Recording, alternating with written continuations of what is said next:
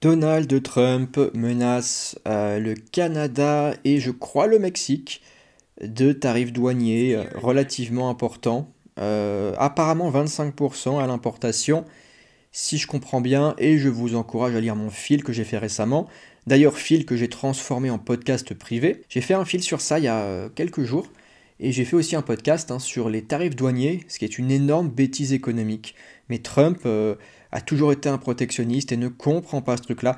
En réalité, même s'il le comprenait, je pense pas qu'il voudrait appliquer du libre-échange pour de vrai, hein. Pas du pseudo-libre-échange qu'on nous vend, non, non, du vrai libre-échange. Je pense pas qu'il a très envie de faire ça. Je pense que le monsieur a des volontés d'appuyer son autorité, un truc un petit peu impérial, et que donc tout ça, ça l'intéresse pas spécialement à mon avis. Mais passons, moi je... Qu'est-ce que je veux dire? Je vous passe le mot, quoi. Je vous dis ce qu'il en est. Trump veut mettre ça en place, et c'est une bêtise, pour différentes raisons. Je vous incite à aller voir mon podcast, encore une fois, lien en description et en premier commentaire, si ça vous intéresse. Mais pour le bien de YouTube, quand même, on va passer le message. Il y a plein de choses qui font que les tarifs douaniers et globalement ce qu'on appelle protectionnisme est une connerie économique, politique, sociale. Ok, une connerie, vraiment. Euh, Tension géopolitique et rétorsion. D'ailleurs, vous savez, j'ai vu que Trudeau menaçait de rétorsion. Oui, forcément, forcément. C'est toujours ce qui se passe, hein. Quand vous bloquez un pays, quand vous pénalisez ses exportateurs, les dirigeants du pays en question ont pas très envie de garder de bonnes relations avec vous, quoi. Ils se disent, bah bon, tu veux jouer à ça? Bah écoute, dans ce cas-là, on va faire affaire ailleurs, quoi. Et donc là, en l'occurrence, le Canada réfléchit à accroître ses relations économiques avec la nation européenne, avec les nations, pardon, européennes. Bah ouais. Ce qui se passe aussi souvent, c'est qu'il y a des rétorsions miroirs, quoi. 25% contre 25%, quoi. On applique ce que l'autre nous a fait, quoi. Bon. Après, bien sûr, hein, quand on s'appelle les USA, on a quand même une marge de manœuvre, on a quand même pas mal de moyens de pression, ça c'est clair, hein, c'est clair et net. Mais sur le principe, c'est une mauvaise idée tout de même pour les consommateurs et les entrepreneurs. Que Trump, lui, en tant que dirigeant d'une nation puissante, ait des intérêts géopolitiques, stratégiques, de domination aussi sur le continent et dans le monde, bien sûr, bien sûr. Et que ce soit pour lui un levier de domination, bien sûr, bien sûr, bien sûr, il n'y a pas de sujet. Mais moi, je réfléchis pas comme ça en fait. Ça qu'il faut comprendre, c'est que je réfléchis pour les consommateurs et les entrepreneurs. Quand on est un vrai libéral, hein, donc un libertarien, eh bah, si vous voulez, on réfléchit pas du tout par l'État, quoi, pour ses intérêts. Non, non. On réfléchit pour le corps social, pour la population et pour ses producteurs. Parce que tout ça va ensemble, hein. Tout est interconnecté. Il n'y a pas de lutte entre les uns et les autres, hein. C'est complètement lunaire ça. C'est encore imaginer que l'économie sera un truc de prédation où les entrepreneurs seraient contre leurs travailleurs ou contre les consommateurs. Que dalle! Tout le monde est co-créateur. Tout le monde est co-participant du monde. Tout le monde. Donc il n'y a pas de guerre, de lutte, je sais pas quoi. La seule lutte, elle est politique.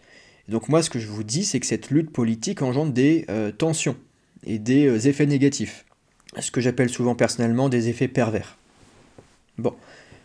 Donc rétorsion, je l'ai dit, les prix qui augmentent pour les consommateurs. Bah oui, tu mets une barrière tarifaire, c'est plus cher. Cartélisation sur place pour les grosses boîtes, qui sont souvent des industriels en copinage, avec des gros lobbies derrière qui poussent, voilà. Et parallèlement à ça, pénalisation du tissu majoritaire, hein, donc des TPE, PME en France. Alors je sais pas quel est le statut là-bas, je connais pas assez le tissu américain, comment est-ce qu'on appelle ça là-bas, mais en gros les petites boîtes, quoi, les petites structures, qui sont bien souvent, même pas, toujours en principe, euh, comment dire, l'écrasante majorité du tissu économique.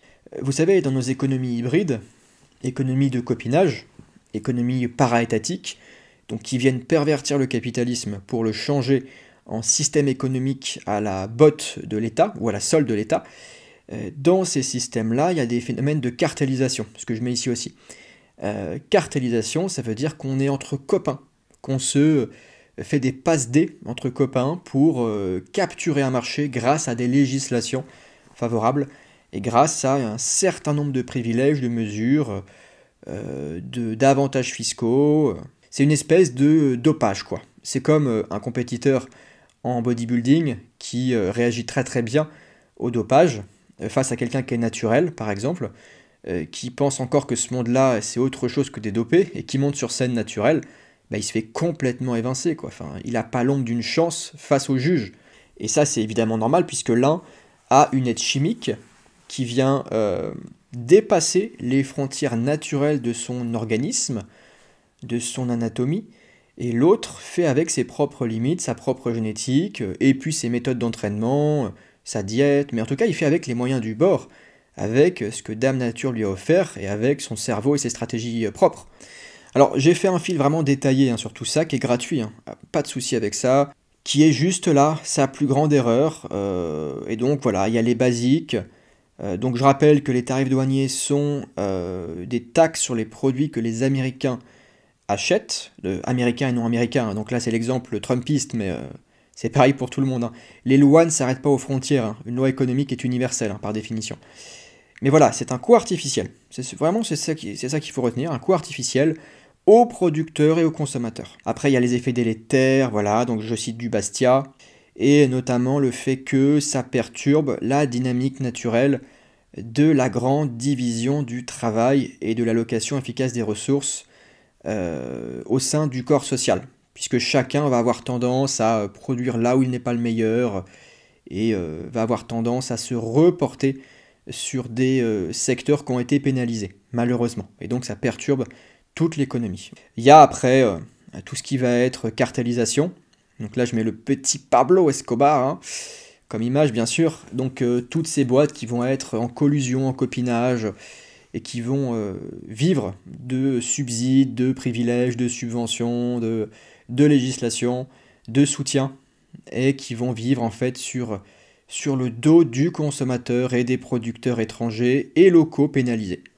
Après, il y a tout ce qui va être défense militante, politique, parce qu'en fait, tout ça est encore largement défendu.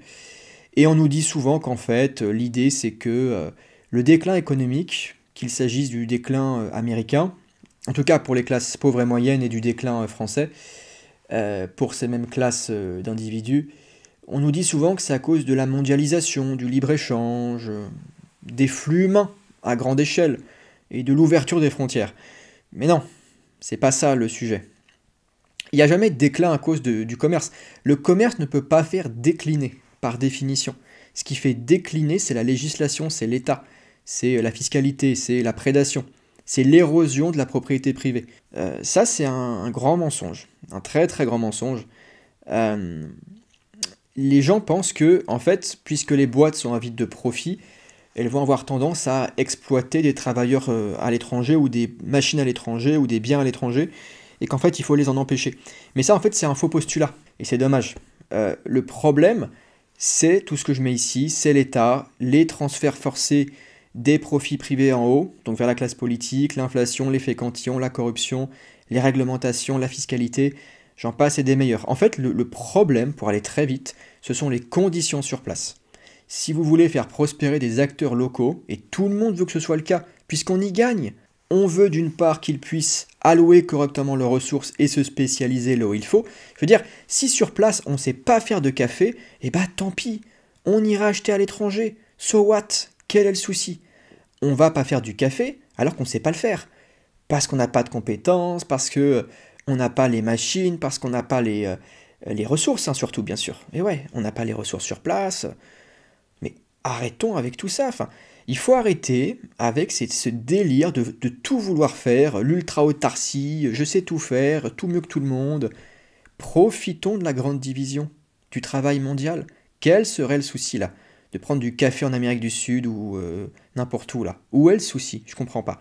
Où est le problème? Ça, c'est vraiment une espèce de chauvinisme un peu déplacé, quoi. On fera autre chose. Et des choses d'excellente facture, du grand vin par exemple, du grand fromage, du grand pain. Donc soyez fiers pour les bonnes raisons aussi, et permettez aux gens d'aller là où ils sont bons. Et puis si vraiment vous voulez faire du café sur place, parce que vous voulez le truc français, allez, je me relie à ça, ok, faites-le, mais n'allez pas demander de la législation pour vous aider à le faire, n'allez pas demander des subsides, de je sais pas quoi, des avantages, que sais-je, des niches fiscales, non, vous vous débrouillez. Tu veux faire ton café? Très bien. Tu mouilles le maillot. Tu engages tes capitaux. tu te débrouilles. Tu ne vas pas demander au corps social de t'aider sous prétexte que tu as des ambitions françaises ici ou là. Non, tu te débrouilles. Voilà, ensuite il y a tout ce qui va être réponse aux protectionnistes. J'en ai déjà un petit peu parlé, hein, donc je ne vais pas forcément y revenir trop, mais il y a l'augmentation des prix qu'il faut absolument voir. Il y a la désindustrialisation, il y a le déclin sur place, il y a l'érosion du pouvoir d'achat des ménages et de chacun en fait à la fin.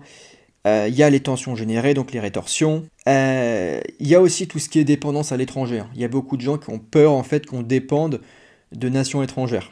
Bon, sur tout ça, en fait, je l'ai dit à l'instant, mais c'est encore une manière de retourner les choses. Si vous voulez vraiment permettre aux gens sur place de prospérer, les aider, les faire en fait, gagner leur vie quoi, pour de vrai, mais mettez en place un cadre juridico-économique solide qui permettent leur réussite.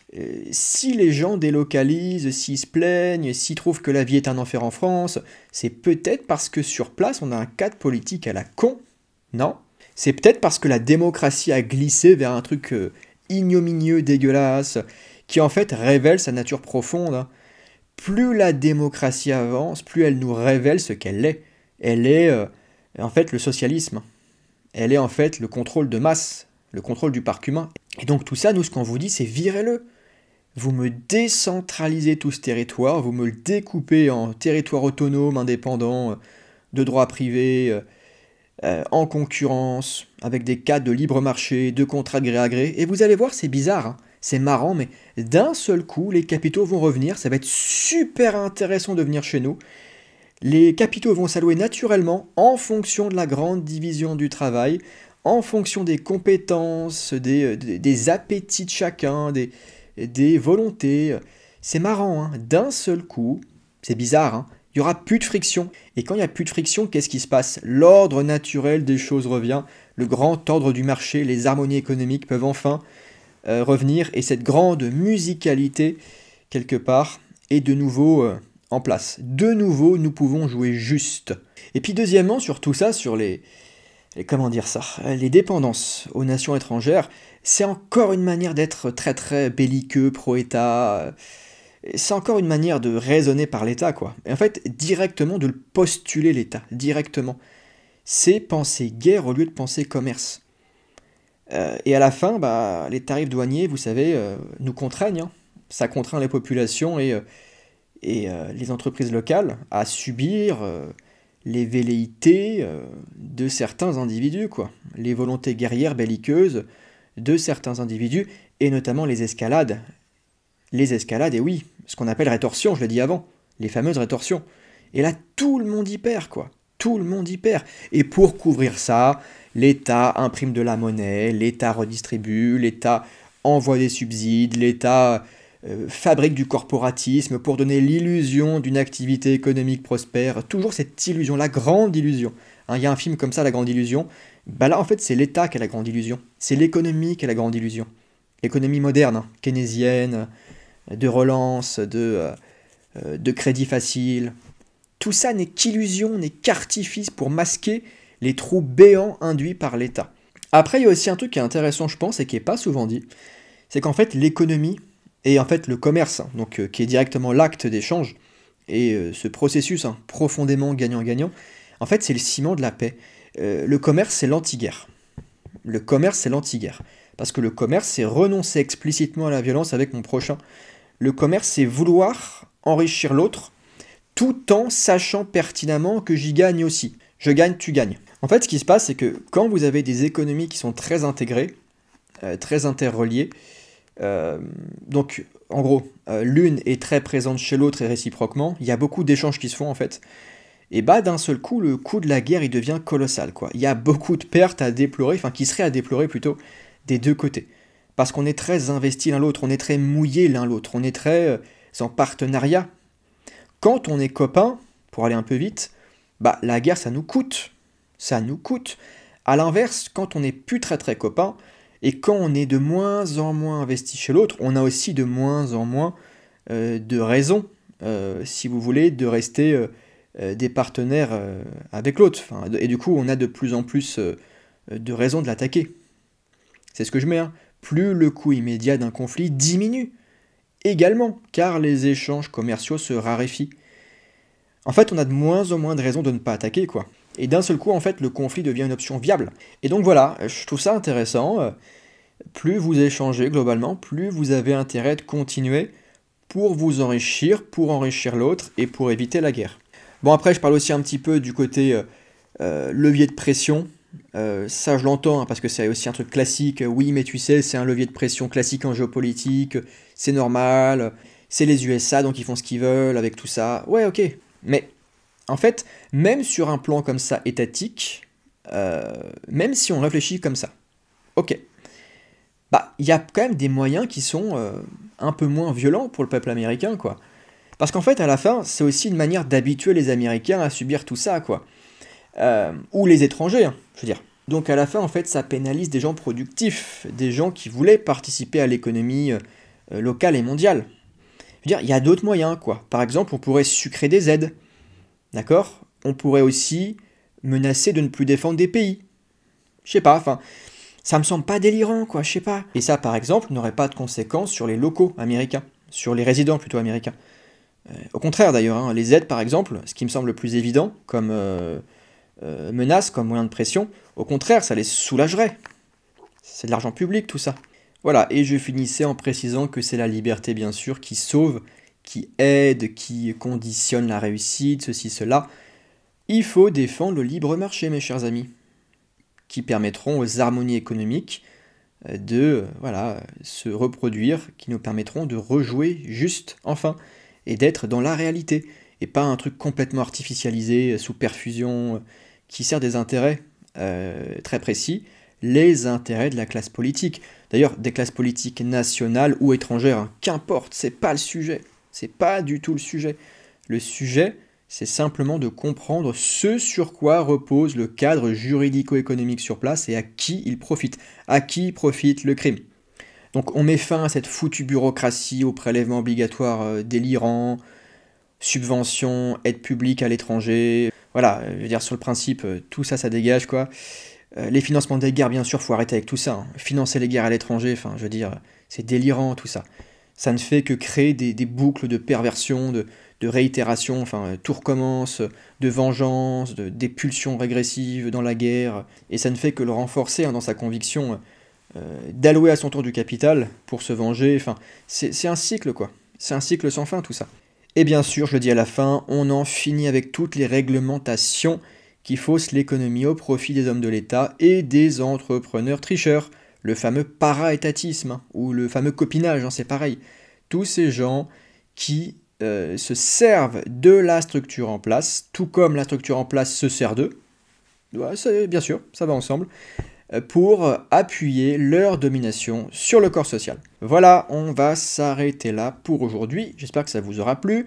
Ce thread est à retrouver sur l'Académie, version podcast ultra détaillée. 45 minutes de précision sur tout ça, si ça vous intéresse. Et puis il y a aussi 6 leçons, mon cours d'économie co-créé avec Stéphane Gère, l'éditeur du livre 6 leçons, où il est question d'économie, hein, bien sûr, de capitalisme, de socialisme, d'interventionnisme, d'inflation, j'en passe et des meilleurs. Des choses très intéressantes comme ça, qui vous permettront d'y voir plus clair sur les phénomènes sociaux. Encore une fois, merci pour votre écoute, et quant à moi, je vous dis à la prochaine. Ciao!